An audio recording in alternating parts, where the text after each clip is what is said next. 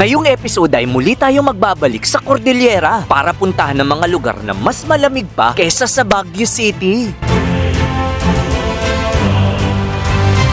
Nag-uumpisa na talaga na manginig yung buong kalamnam natin sa sobrang lamig.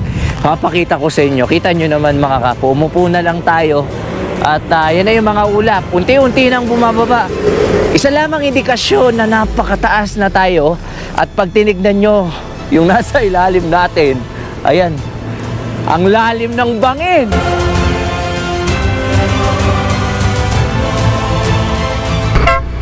Bubusin na tayo, baka may makasalubong tayo.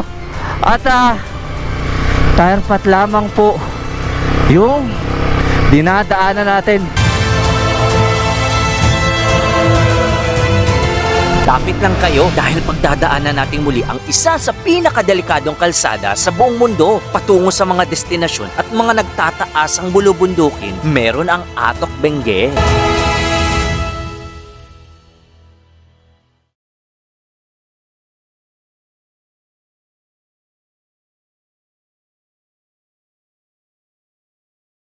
Good morning mga kapo! Welcome muli sa ating panibagong motorcycle adventure. At ngayong episode is a very special episode dahil muli po tayong nagbabalik dito sa Cordillera.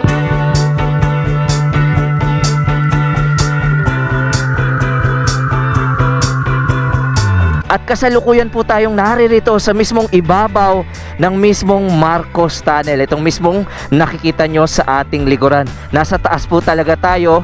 Dumaan tayo kanina sa may ulalim at galing pa po tayo sa Metro Manila. Halos 4 na oras po tayong bumiyahe mula Parañaque.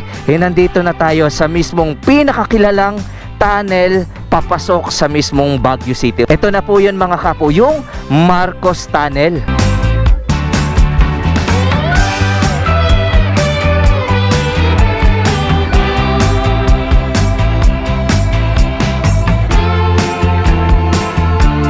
At sa ilalim ng mismong Marcos Tunnel na kinalalagyan po natin ay dumadaan po yung Aspiras Palispis Highway or mas kilala bilang Marcos Highway. Malamang sa may alam, alam nyo po kapag sinabing Marcos Highway, ito po yung highway patungo sa Baguio City. Doon po tayo pupunta mga kapo. Dito lang po tayo magsisimula mag-vlog at hindi lang po ordinaryong tunnel itong mismong kinalalagyan natin, itong Marcos Tunnel, dahil meron po tayong natuklasan katulad nito.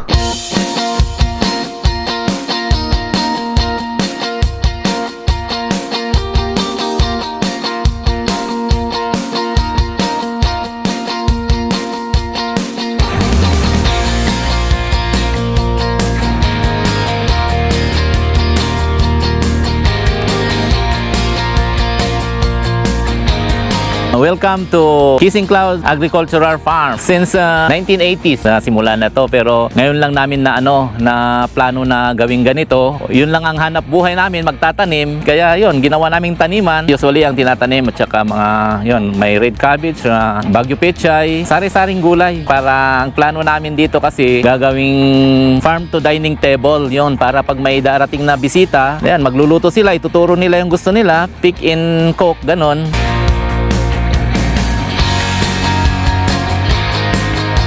Nakakatuwa na dito sa mismong ibabaw ng Marcos Tunnel, naisipan ni Sir Tatay Joseph na magtanim ng iba't ibang mga halamang gulay. Sir Joseph, sa tinagal-tagal nyo nang nandito at nagtatanim ng mga gulay, hindi naman po ba nakakatakot sa mismong ibabaw ng Marcos Tunnel? Hindi naman. Kasi yung mga batong nalalaglag, marami nang nalalaglag na bato noon pa. Yan na yun, mga bato. Naubos na siguro. Hindi naman kami palagi yan. Pag nagtanim kami, mamaya umalis na kami. Lalo pag tag-ulan, yun talagang nag-ano kami, yung may bagyo. Iniiwasan din namin yun. Hindi namin maiwasan na pag yung maging loss yung bundok, may malalaglag. So paano po yung mga tinanim nyo? Nababagsakan? Oh, ganun talaga. Katulad nito, ayan, may mga nagbabagsakang mga bato. Minsan may pumuntang kuan dito, DPWH, nag-inspect sila. Kasi may nagsasabi daw sa kanila na tinatanman ko yung ibabaw. Actually hindi naman. Nakita naman nila, oo nga naman, sabi nila, hindi pala sa ibabaw ang ginagamit mo. As of now, makita mo naman na yung tinatanman namin sa gilid niya. At saka actually may papel naman kami dito sa lupa na tax declaration eh. Kaya ginagamit namin para naman makabawi kami sa mga binabayad namin sa mga taxes.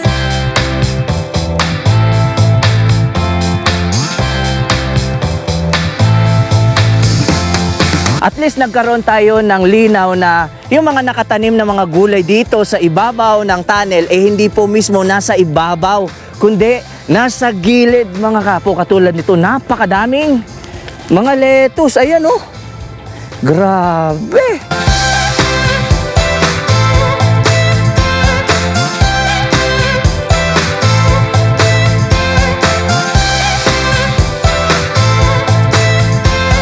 So, ibig sabihin po pala, Sir Joseph, kapag dumakot po tayo ng lettuce dito, pwede natin kainin fresh. Oh yeah, pwede. Tikman natin mga kapo. Ito, katulad nito. Ito na, tikman natin to. Napakadami naman ito, Sir Joseph. Ang dami naman nung tikim nito. Kurot lang tayo. Wow, nararamdaman ko na fresh na fresh. Yun yung ikinaganda dito dahil soon to open. Itong mismong nasa ibabaw ng Marcos Tunnel. Actually, nasa gilid sila. Soon to open from farm to dining. Tikman natin to mga kapo. From farm to our mouth muna. Grabe no.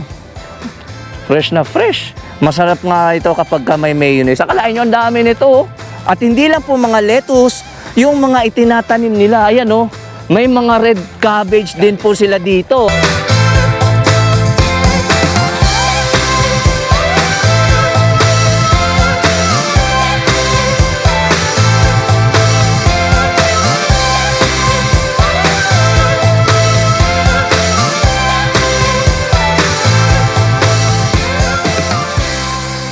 Pagkatapos ko ipakita sa inyo yung lettuce at yung red cabbage, tignan nyo. Meron ngang strawberry. Ayan o, hinog na, hinog na. So, from farm to our mouth ulit.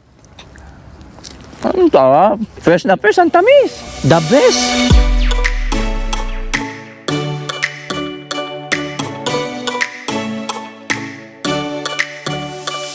At sa hindi inaasahang pagkakataon, bukod sa lettuce, red cabbage, at yung strawberry kanina, meron po ditong, ayan, may gumagawa po dito ng etag. Tignan nyo.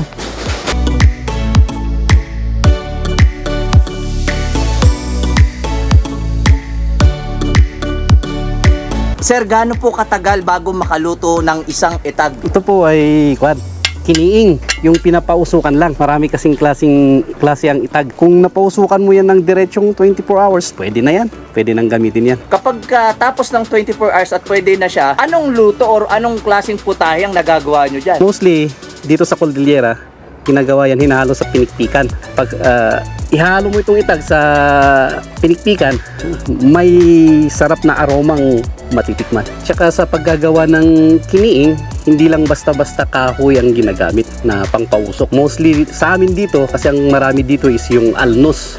Yung alnos na kahoy or yung bayabas. Pero sa amin, ginagamit namin dito is alnos kasi marami kami dito sa Kissing Clouds Agricultural Farm. Napansin ko, normal lang ba na yung itag talagang inuud? Oo, normal lang yan. Hindi mo maiwasan talaga yan, lalo na kung sa rainy season. Pero kung inuud yan, maganda yan. High in protein yan. Pag pinapausukan mo naman yan, malalaglag rin yan. Pero syempre, bago mo gamitin yung itag, pugasan mo. Pero pag bago mo i-harvest yan, mawawala na yung mga uod, gawa ng ng pinapausukan mo, malalaglag ang mga yun.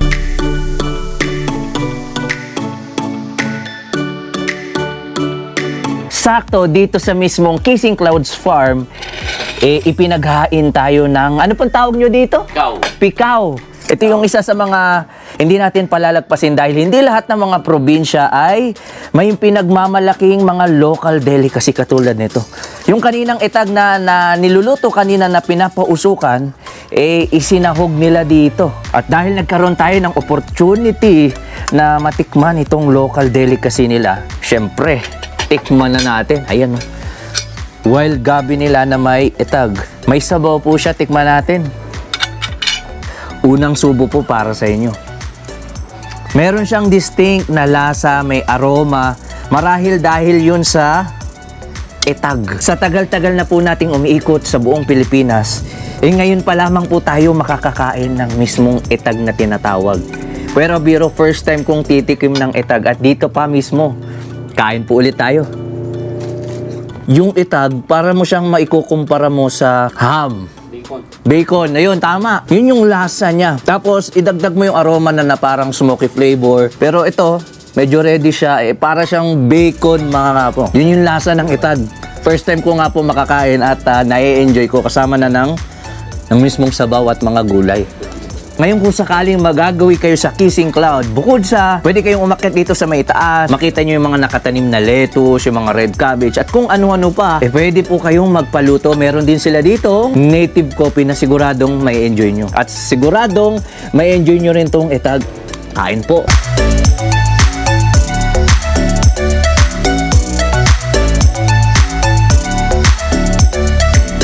Pagkatapos ko pong ipakita sa inyo kung ano yung makikita sa pinakaitaas ng Marcos Tunnel, ay pagpapatuloy na po natin yung ating pagmomotorsiklo. Nandito na po tayo sa pinakasyudad ng Baguio City at patungo na po tayo sa ating susunod na destinasyon.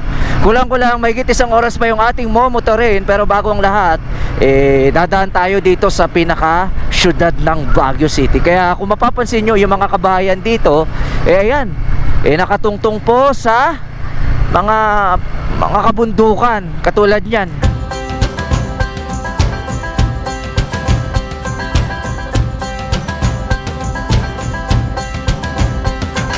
Makikita nyo, Summer Capital of Baguio. Saktong sakto. Ang lamig ng klima. Grabe. Matagal-tagal na din mula nung nakabisita tayo dito sa Baguio City. Kaya susuluitin natin to.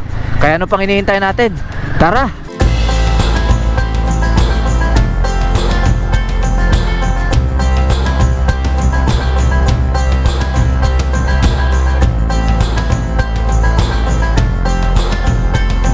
Sa wakas, pagkatapos ng halos 30 minuto, nakalabas na po tayo ng pinakasyudad ng Baguio City. Hindi na po tayo nagtagal pa doon dahil medyo traffic na at pinagdadaanan na po natin itong Halsema Highway. At mula dito ay mahigit 1 oras pa po yung momotorin natin, or kulang-kulang 34 kilometers hanggang marating natin yung ating susunod na destinasyon.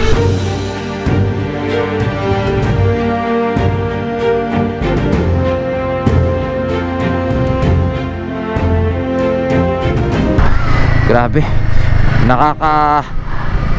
nakakasuya yung mga kurbada dito. One to sawa talaga yung mga kurbada dito sa pinagdadaanan natin.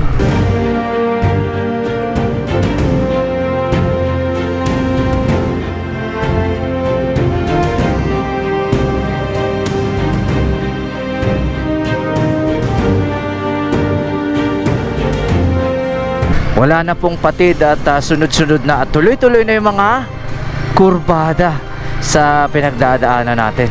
Kung titignan nyo po sa mapa, itong mismong binabaybay natin ay tinatawag na Baguio Bontoc Road, pero parte na po ito ng Halsema Highway at tagos na po ito hanggang dun sa may Bontoc Mountain Province.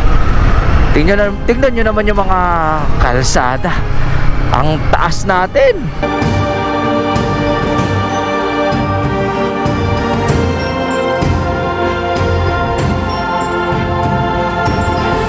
Unti-unti na ang umaakyat yung mga ulap. Grabe. Grabe yung mga kurbada. Uy, may kubo dito.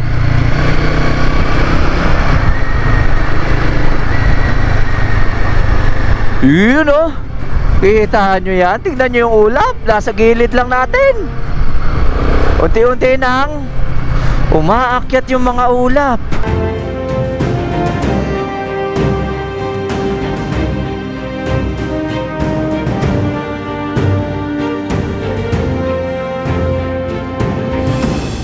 Ang bilis talaga magbago ng klima dito sa Cordillera. Kita nyo naman.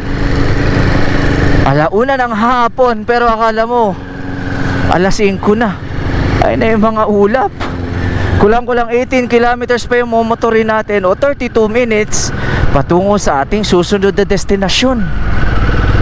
Nagkakaroon lang ng konting pagbabagal dahil baka may mabagal, ayun, katulad nga ng hinala ko, may mabagal na sasakyan sa unahan. At dahil tig 2 lane lamang po itong mismong Halsema Highway, kailangan talaga natin magdahan-dahan. Katulad niyan, dahil pwede tayong mag-overtake at wala namang kasalubong, ay overtake na tayo. Ito yung itsura talaga at kondisyon ng mga kalsadahan. Kaya kung sakaling magagawi rin kayo dito, ay kailangan talaga maging maingat at maging listo kayo. Dahil yung ibang mga truck na makakasalubong nyo ay kumakain po ng linya, kaya malaki ang chance na magulat kayo. Tig-1 lane lamang po ito, 2-way lane lamang po yung mga madadaanan nyo kapag pupuntahan nyo rin tong Atok Benguet. Pero sa kabila ng yan, tingnan nyo yung paraiso, tingnan nyo yung mga tanawin. Ayan o, mas mataas na tayo sa mga bundok ngayon.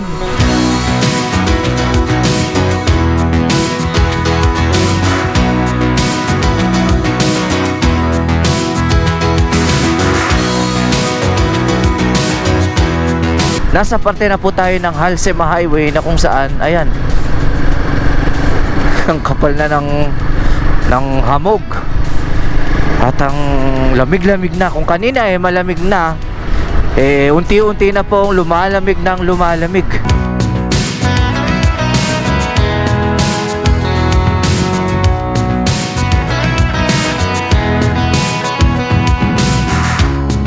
Habang umaakyat po tayo ng umaakyat, nag-iiba na po yung klima.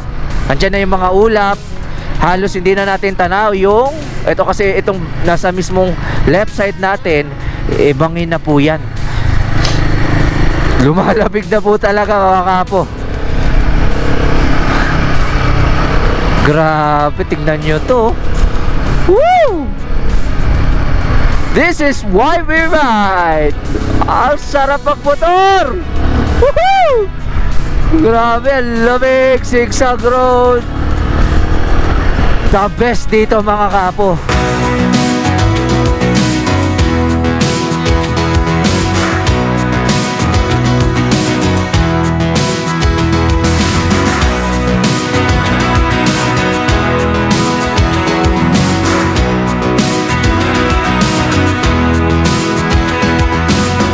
Grabe ang lamig. Hindi ko alam bakit nilalamig tayo. Baka hindi lang tayo talaga sanay sa mga ganitong klima.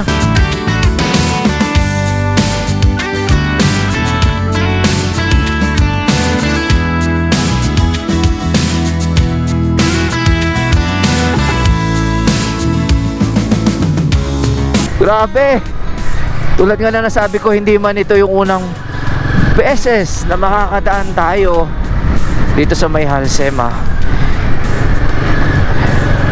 Ito naman yung unang pagkakataon na makakadaan tayo dito ulit ng magandang panahon. Tingnan nyo naman yung mga tanawin na yan. Tingnan nyo yung mga bato na yan mga kapo.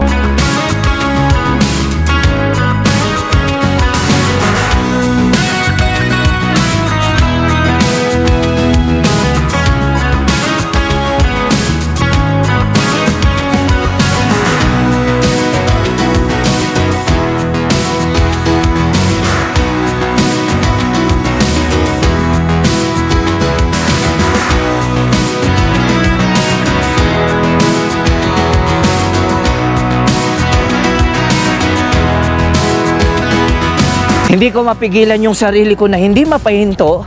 Yan, nasa gilid naman po yung ating motorsiklo, pero nag-uumpisa na talaga na manginig yung buong kalamnam natin sa sobrang lamig.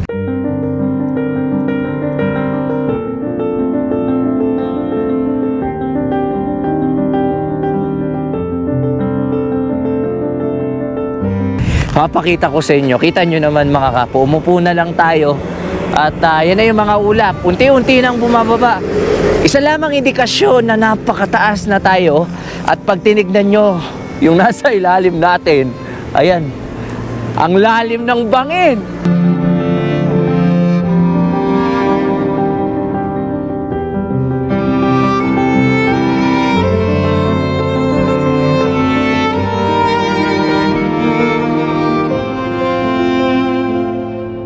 At sa isang iglap lamang, biglang nagbago yung panahon.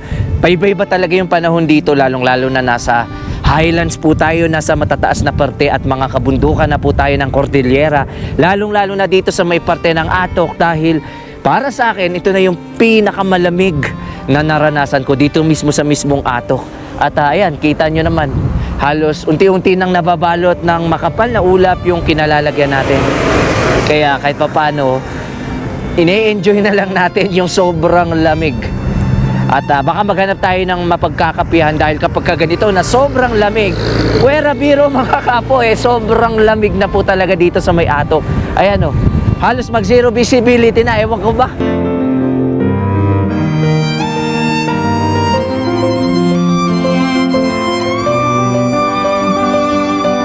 Wow! Ang ganda! The best mga kapo!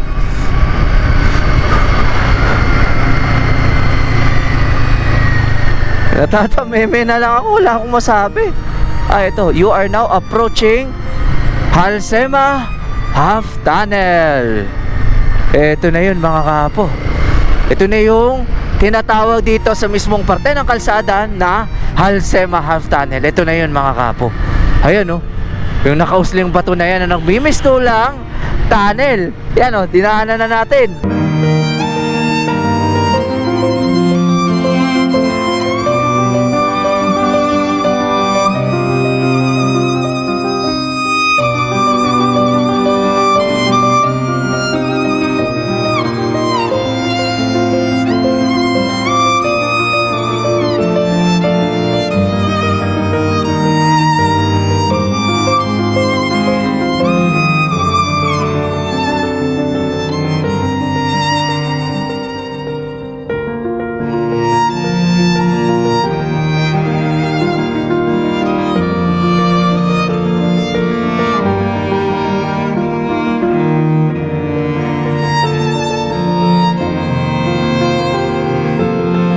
Dahil talagang giniginaw na tayo at hindi ko na mapigilan yung sarili ko gumilid na tayo paglagpas lamang ng Halsema Half Tunnel may mapagkakapihan kayo yan. May kaping barako tayo dito, nasa gilid lamang tayo.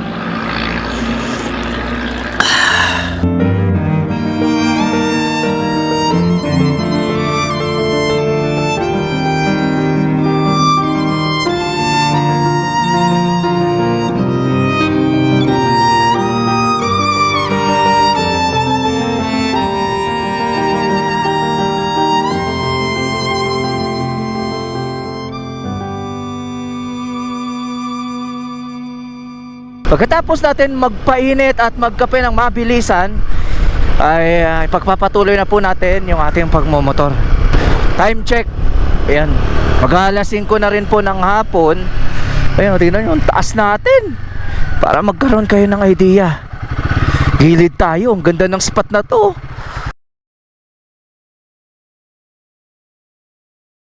Ayan o, diba? Grabe. Ang ganda ng spot na to mga kapo.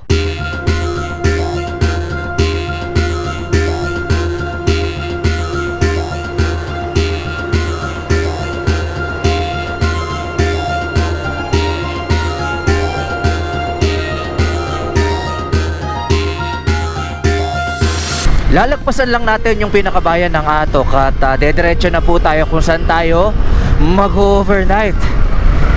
Maaga tayong gagarahe ngayon dahil madaling araw po tayong umalis kanina dun sa may Parañaque City. At first time kong makarating dito sa Atok nang palubog pa lamang yung araw.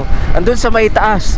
Base sa navigation tripper ng Royal Enfield Himalaya natin ay kulang-kulang, ayan, 2 kilometers pa nandun na tayo sa ating susunod na destination kung saan tayo matutulog. Sinusundan lang natin yung ating mapa nasa panel ng ating Himalayan. Ayan, nakikita nyo. Pagpasensyahan nyo na po kung medyo nag-flicker. Ayan. Dito na po tayo nagbabase kapag may maganda tayong signal. Kat wala kayong cellphone holder, pwede nyong i-connect yung cellphone nyo sa mismong panel. Yan yung pinakamagandang features para sa akin na meron itong Himalayan 450. Kita nyo naman. sa panel mismo. Yung ibang mga motor, bibili pa kayo ng mga tig 20,000, tig 30,000 na navigation system. Pero dito sa Royal Enfield Himalayan 450, built-in na po yung navigation system. Ayan oh. Kita nyo naman po siguro, nandyan yung makikita nyo sa panel kung gaano nakalayo yung destination niyo, yung ayan, kung gaano na kayo kabilis, yung gear indicator, tapos yung odometer, yung oras, at yung pinakamapa. At nakalagay sa mapa 230 meters. Ayan, lapit ko lang po. Magsha-sharp U-turn tayo. Dahil aakyat tayo, dun tayo matutulog sa may itaas. Dito ata yun. Hanapin natin yun mga kapo. Dito. Ito na yun. Magsha-sharp left tayo dito. Sharp left tayo dito. Ito na yun.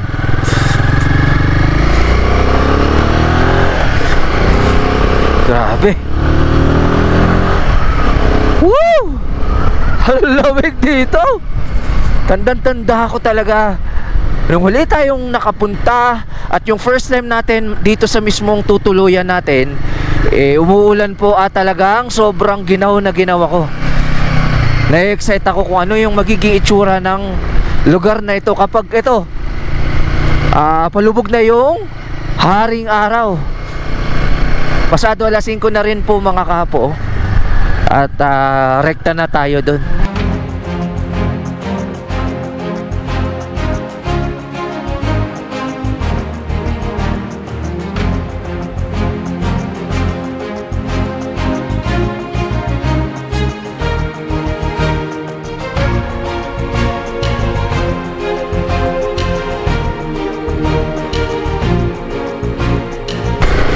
Saktong-sakto lang talaga yung pagdating natin dito.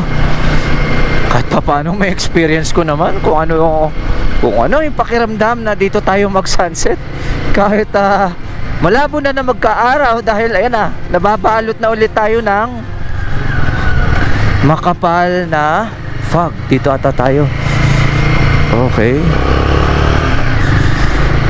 Kakanan tayo tapos ito, kanan ulit. Buddha's Transient. Ngayon kung sakaling pupuntahan nyo rin to, ay pwede nyo po itong i-search sa Google Maps. Ayan, dito tayo sa napakaliit na kalsada. Tapos dun sa may unahan, nandun na po yung tutulugan natin. Gagarahe tayo ng maaga. Ay, hindi naman pala maaga, pasado alas 5 na rin pala.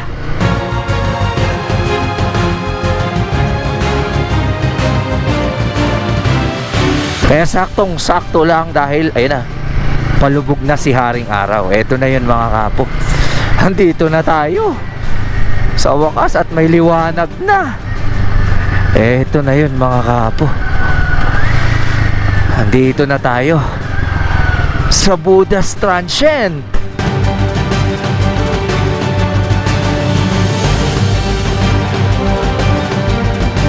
Papahinga po muna tayo ng maaga dahil madaling araw tayo umalis kanina at siguro naman deserve naman natin makapagpahinga at gumarahe at enjoy natin yung sunset. First time kong mag-sunset dito sa may Buddha's Transient. Tara.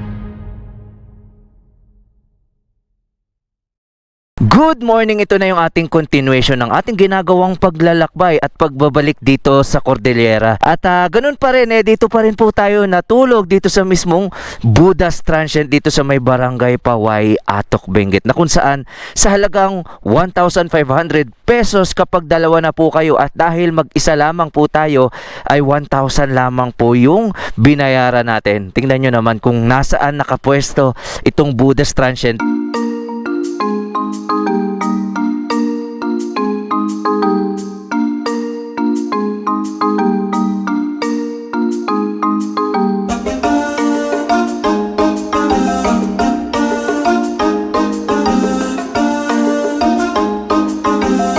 Hindi po ito yung unang beses na nakapunta tayo dito dahil nung huling pagbisita natin dito sa May Atok, dito rin po tayo nag-overnight. Dahil tignan nyo naman yung mga nakapaligid sa atin. Tignan nyo kung gaano kaganda.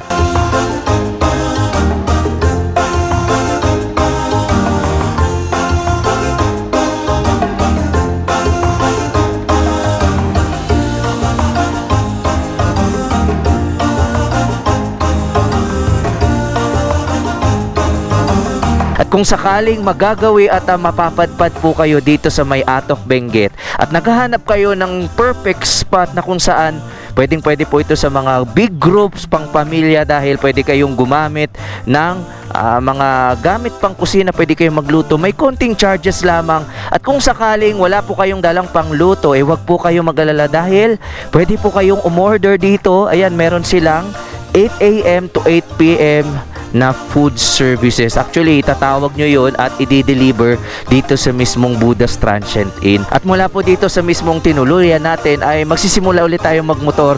Malapit na lamang po yung ating mga pupuntahan at meron tayong ulit bibisitahing spot na malapit lamang po dito. Actually, matatanaw nyo dun sa may unahan. At para po umpisa natin itong ating masayang pagbabalik at pag-i-explore dito sa Atok, ano pang hinihintay natin? Let's go!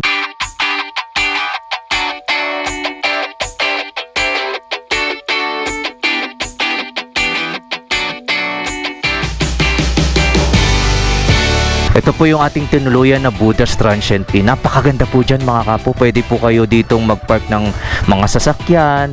Ayan, may mga motorsiklo. Tapos, konting ahon nyo lang. Papakita ko sa inyo. Ayan o. Tapat na tapat yan mga kapo. 360 view yan. Ito pa sa kanan. O, di ba? Ang ganda. So, mula dito sa tinuluyan natin ay 7 minutes or kulang-kulang 1.7 kilometers papunta sa napakalapit na susunod na destinasyon natin. Tingnan nyo itong pinagdadaanan natin, oh! Boom! Ang ganda!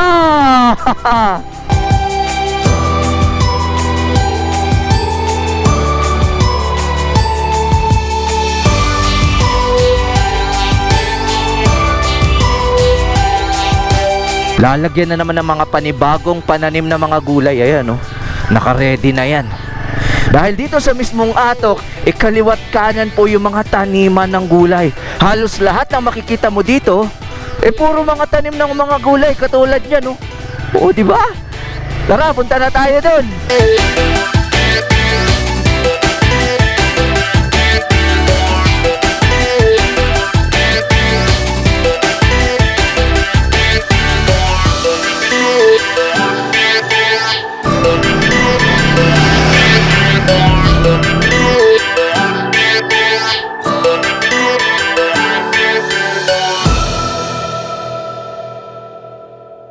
Ito na, magsisimula na ng konting off-road. May tire pot naman po dito at makakadaan yung mga 4 wheels. Yun nga lang, isang daanan lang po talaga yung pwedeng mangyari. Ito, pwede ditong gumilid kung sakaling talaga nagkasalubong yung dalawang 4 wheels. Taka lang, dito tayo.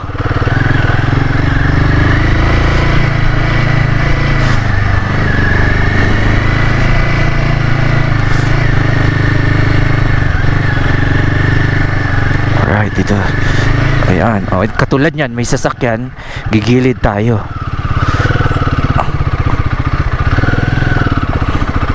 Bigayan lang po talaga yung mangyayari kapag kayo po yung nandito sa mga ganitong sitwasyon, lalong-lalo na kapag makipot po yung dinadaanan at halos isang kotse lang yung magkakasya.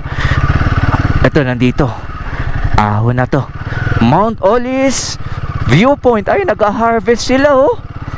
Uy, nag-harvest sila ng cabbage. Yung saya-saya naman yan. Hindi man kita sa camera mga kapo, pero matarik to. At saktong-sakto lang yung isang gulong. Ayan, ito, matindi to.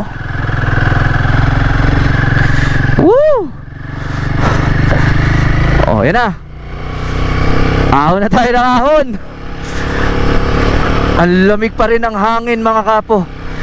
kailangan natin fokusan at baka mahulog tayo sa tire pot. Lalo na pag ganito yung ahon. Ito, tindi oh. Woo! Ayan, katulad nito. Dito na, sakto. Ayun oh, naamutan natin. Dito na tayo. Andito na tayo mga kapo sa Mount Olis Viewpoint.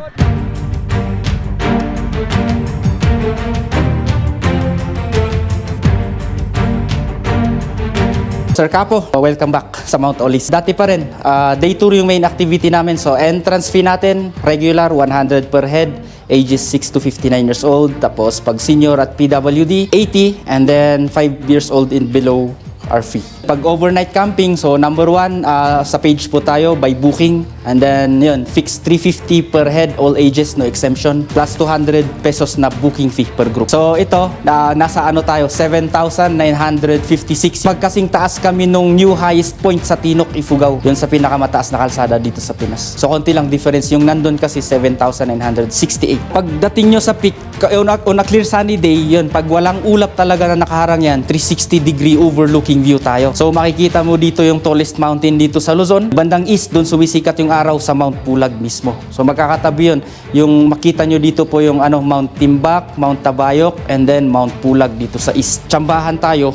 Kung swerte mo, pwede ka makasaksi dito ng yun, Sea of Clouds, sunset, yung nagbabaga yung araw. Yung 12 municipalities kasi nakasurround po, so nakasentro ang Atok. Out of 13 municipalities, pang 13 ang Atok nakasentro sa mapa. So exact yung location ng Mount Olis. Yung history po nito kasi is nung araw, so doon sa view deck mismo, station yun ng mga Hapon, talagang lookout nila. So pag may parating na kaaway, kita mo talaga kung saang anggulo, makikita mo kung may parating na kaaway. So doon magandang pumwesto para sa vantage point. Ginawa sentro yan. So dyan, naglagay noon yung mga Amerikano dyan ng triangulation point para sa exact measurement ng municipalities ng Benguet.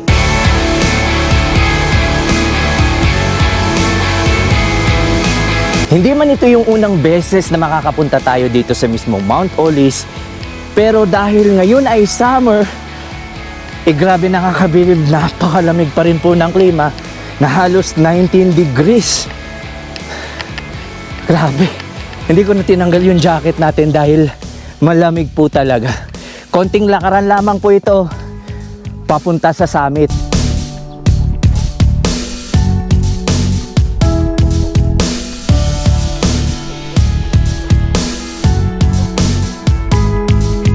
Ang kinaganda dito sa mismong paakyat ng Mount Olis, habang umaakyat kayo, makikita nyo yung mga tanawin. Tapos, marami ditong mga nakatanim ng mga iba't ibang klaseng mga bulaklak.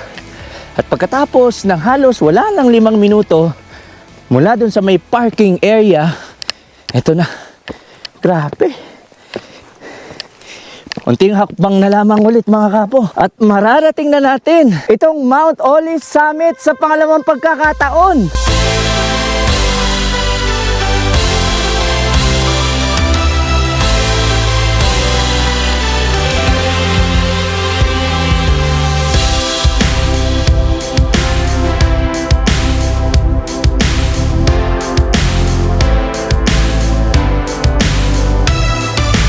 At sa wakas, muli nating natungtungan yung pinaka-summit ng Mount Olis. Ito na yun mga kapo.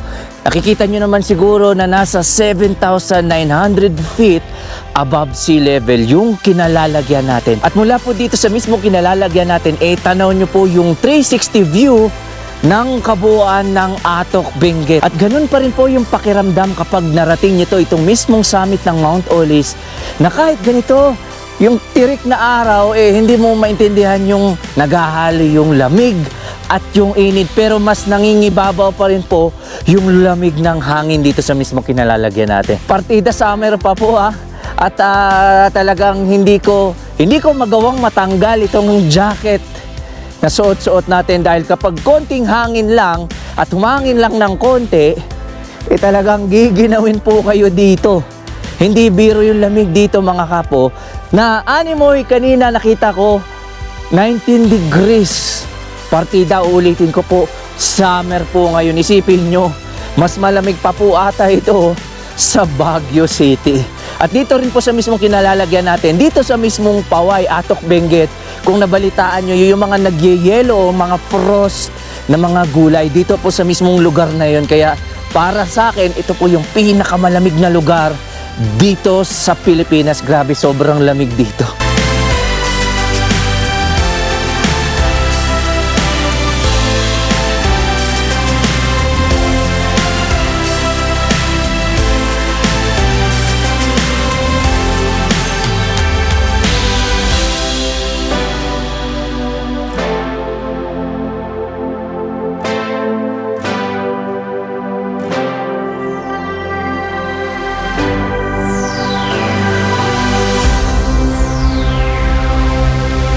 Isipin nyo na lamang na halos kapantay lang natin yung highest point doon sa may Tinok, Ifugao. At dito may konting lakaran lang, 5 minutes lang po. Hindi na po kayo dito mapapagod. Konting lakad lamang po ito at may enjoy nyo dahil habang umaakyat kayo may mga bulaklak, may mga rice terraces, may mga vegetable terraces, may mga bulubundukin at kapag na-timingan nyo po, may mga sea of clouds daw dito.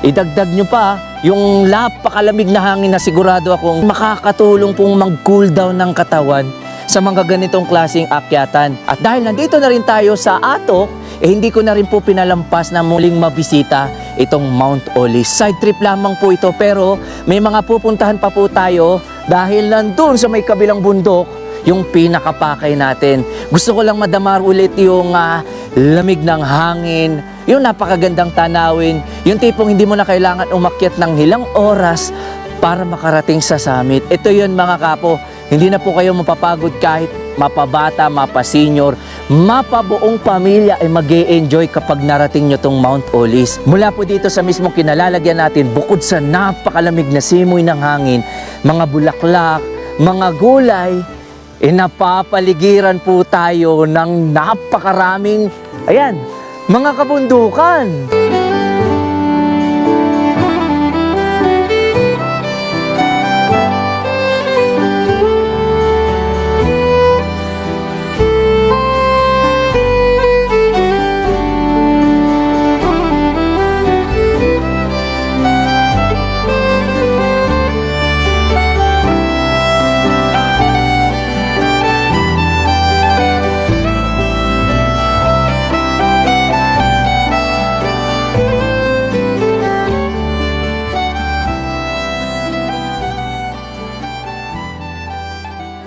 Pagkatapos nating bisitahin muli yung Mount Olis Summit, ay may pupuntahan po tayo dito.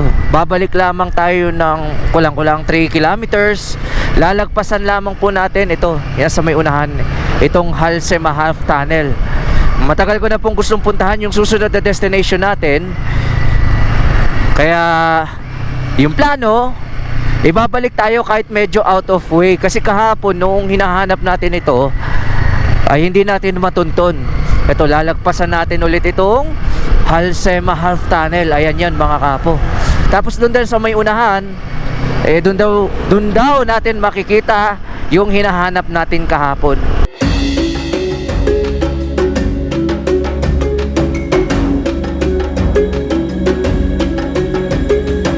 Iniwan lang natin yung ating motor. At mula dito, 5 minutes daw yung lalakarin natin. Medyo na-intriga kasi ako sa susunod na pupuntahan natin.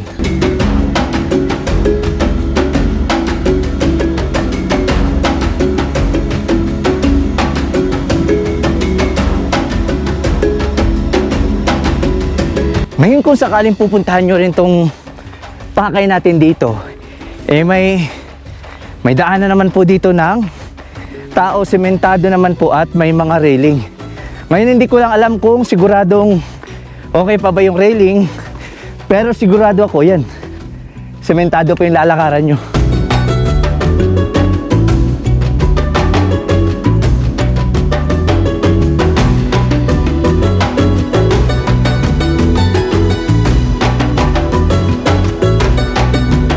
Kita nyo naman yung pinagdadaanan natin, ang taas natin.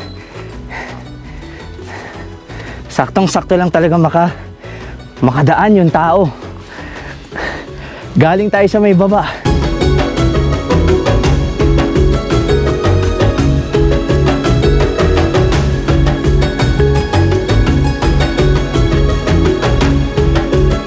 Mukhang ito na ata yun, mga kapo.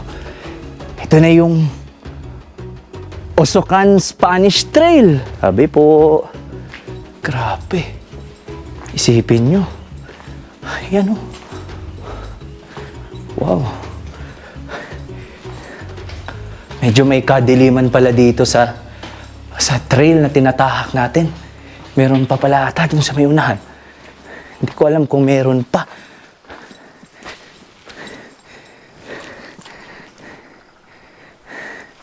Tingnan natin dito sa may unahan. Meron pa dun. Lalagpasan natin yung unang tunnel.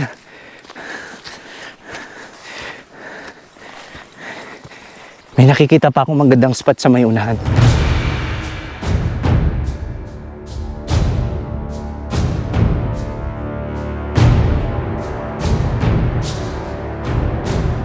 Sa mga nakakapanood nito, baka pwedeng paki-comment kung gaano kalayo o kung gaano kahaba itong Spanish Trail na pupuntahan natin. Ay, ito pala yun. Ito yung hinahanap natin.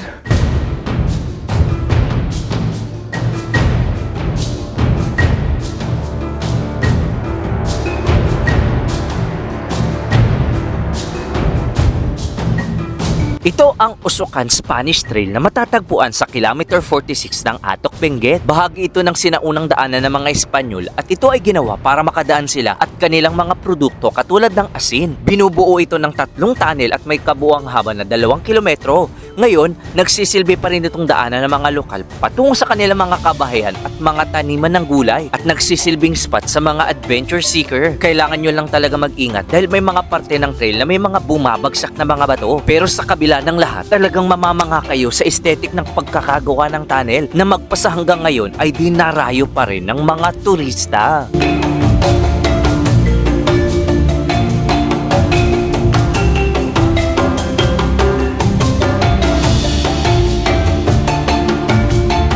Grabe, natatameme na lang ako, no? Isipin nyo, isang buong malaking bato yung nilagyan ng lagusan. Wala lang tayong dalang flashlight kaya hindi natin magawang mapasok. Hindi ko rin alam at wala rin tayong idea kung gaano kahaba ito. Ngayon sa mga nakakapanood at baka taga dito sa mismong Atok, baka pwedeng paki-comment kung gaano kahaba itong tunnel na ito. Pero base sa pagsusuri ko, base sa mga nakikita ko, isa itong napakasolid na hindi ko alam, isang buong bundok na gawa sa bato. Isang solid na bato na halos may peak pa nga sa may taas na talagang hindi ko alam kung paano nila binutas to. Marahil gumamit sila ng pampasabog. Pero sa pagkakawari ko, ayan o.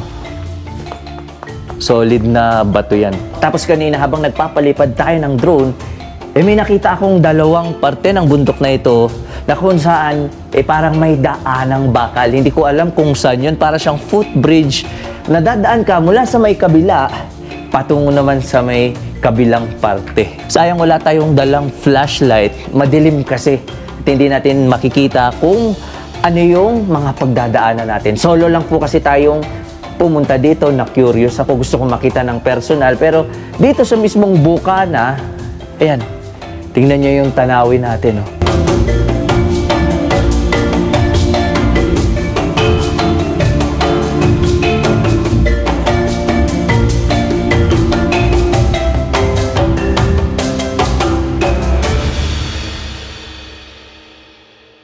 Pagkatapos nating pasadahan ng mabilisan, yung Usukan Spanish Trail, na curious lang talaga ako at gusto ko makita ng personal, ay ngayon naman po ay pagpapatuloy na po natin yung ating pagmumotor. At mula dito ay magmumotor pa po tayo ng 5 kilometers or kulang-kulang 15 minutes papunta sa ating susunod na destinasyon. Tingnan nyo yung mga kalsada dito. Ayan, woo! Grabe! Ang taas natin talaga. Kaya takbong chill lang tayo dito.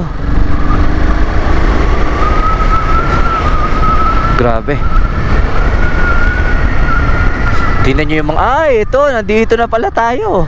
Madadaanan pala natin yung highest point. Yung old highest point.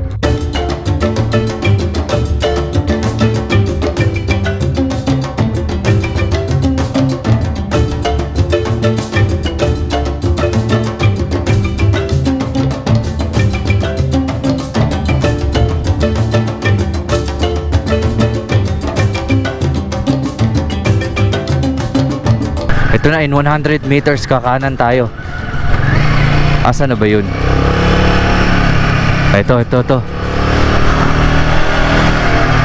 Welcome to Mami Caves of Mount Timbak. Ahon tayo dito. Grabing ahon to. Woo! Grabing ahon. Natatanda ko sa ADB dito, halos mag-check engine. Pero dahil pinagpala tayo na magkaroon ng bagong motor, basic lamang po kay Himalayan. Ayan o, this way to Mount Timbak. Grabe to.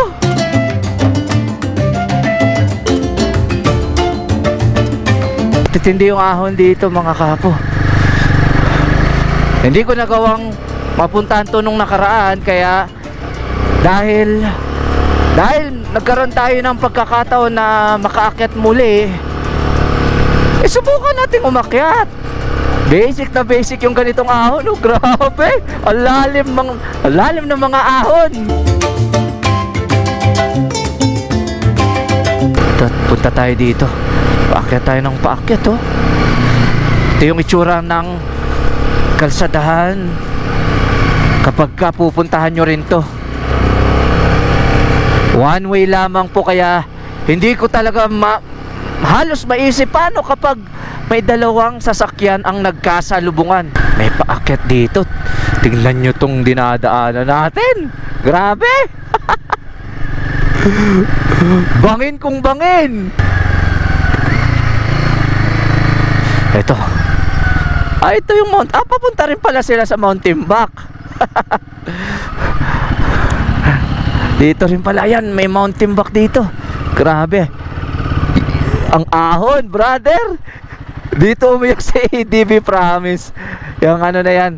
Kaya ang technique dyan, teka lang, papakita ko sa inyo. Dito tayo mag-U-turn para may buwelo. Sa mga decambio, basic yun. Pero pag sa mga scooter, yan, dito kayo talaga magmumula. Kalang ano kaya pa? Bakit sila uminto? Bakit bumalik kayo, sir? Ha? Kulang ng buwelo. Kaya nga kailangan ng buwelo to mga kapo. Ang tarik dyan Game.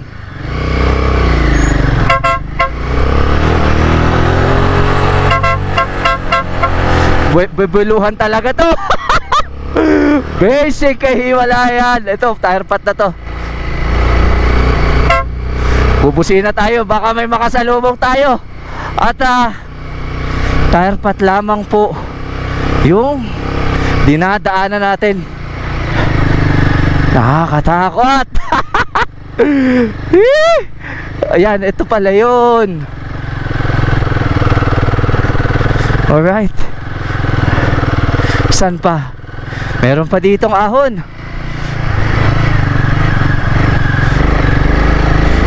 Yun tire pot boy.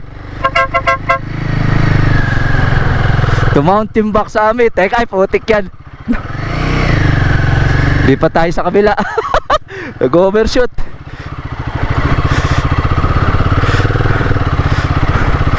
Ito na yung tire pot. Dadaanan natin. Hindi pwede magkamali dito. Ang tarik. Ayan.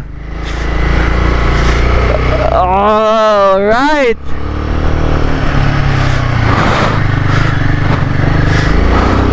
Grabe. Pinagdadaanan natin dito. Ito pa, meron pang tire pot mga kapo.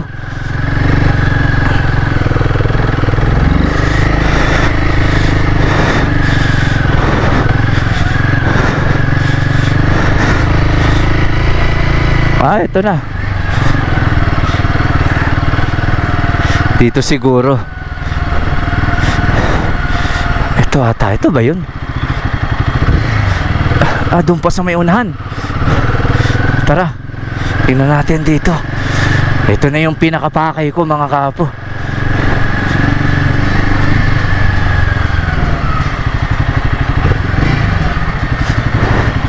Dito siguro tayo mag-park. Aray ko. Park tayo dito. Pwede kayo mag-park dito. Tara, akyatin na natin to.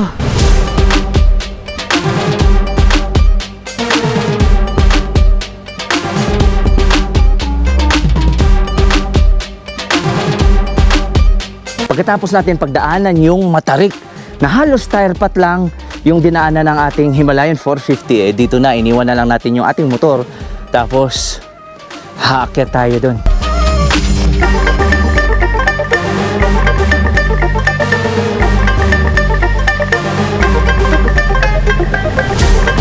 Kung kanina yung binisita natin na Mount Olis, nasa 7,900 feet na yon. Ang Mount Olis, nasa baba lang nito natin. Tingnan nyo, dahan-dahan tayo kasi kanina pa tayo umaakyat.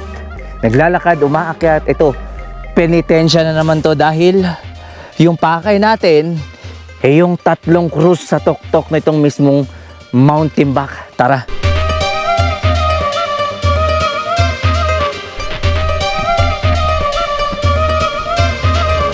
Nasa registration area na sana tayo na kung saan nagbayad tayo ng 30 pesos sa ating parking ng motor at 100 pesos sa tour guide nang bigla namang umulan ng malakas. Ayan. Kaya na-stack up tayo dito at hindi natin alam kung ano yung gagawin natin. Alanganin na din yung oras at kumukulog na rin.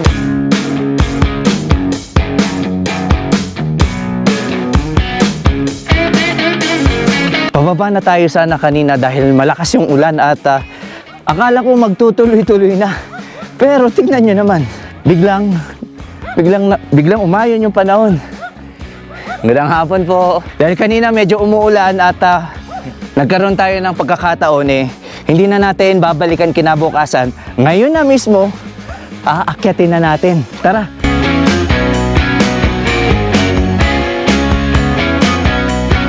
Akala ko talaga kanina, hindi na tayo makakaakyat dito. Yun nga lang, naghintay tayo ng halos mahigit 2 oras hanggang sa tumila yung ulan. Kaya napagdesisyonan ko na kahit ayan, palubog na yung araw, pa-sunset na po, ayan na po yung araw, against the light na po tayo, aakyat pa rin tayo. Meron pa naman nalalabing oras, andyan na tayo, ilang mga hakbang na lang, ilang minuto, nasa summit na tayo.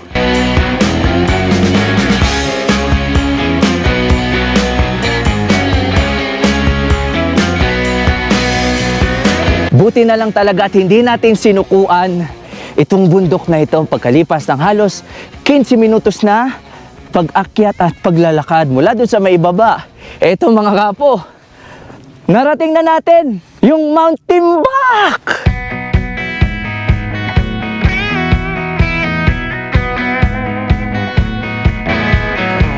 Do you remember when we couldn't get enough of it all? Akala ko talaga nung una, hindi natin maaakyat ito dahil nakita nyo naman kanina na biglang umulan ng malakas at naghintay tayo ng halos 2 oras.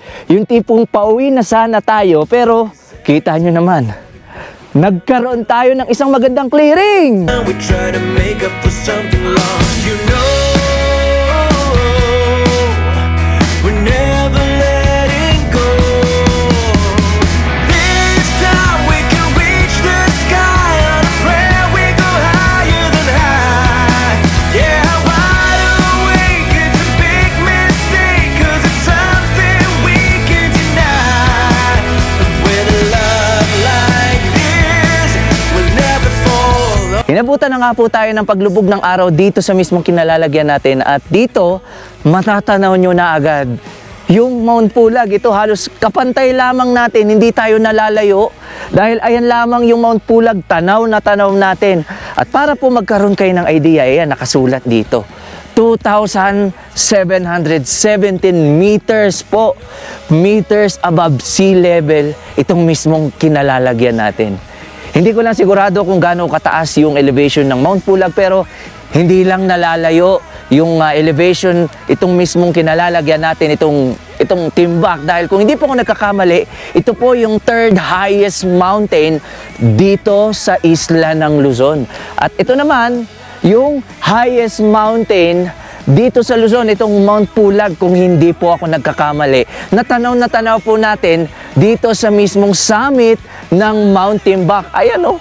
Sense of it all, I never thought it'd come down to this. Let's try to make a new start.